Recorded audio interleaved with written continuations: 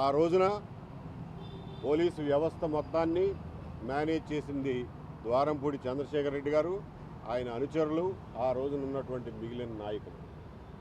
మీరందరూ చూశారు, ద్వారంపూడి చంద్రశేఖర్ రెడ్డి గారు ఎవరిని పడితే వాళ్ళని, ఎంత మాట పడితే అంత మాట అనే ధైర్యం ఆయనకి ఎక్కడి నుంచి వచ్చింది?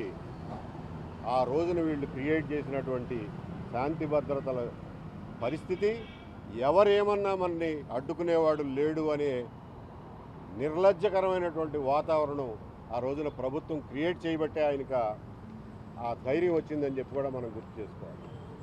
అలాగే ఆయన కుటుంబ సభ్యులు కానీ, ఆయన అనుచరులు కానీ, ఆయన వ్యాపార భాగస్వాములు కానీ చేసినటువంటి బియ్యం దోపిడీ కేసు ఇంతవరకు పురోగతి కనిపించడం లేదు.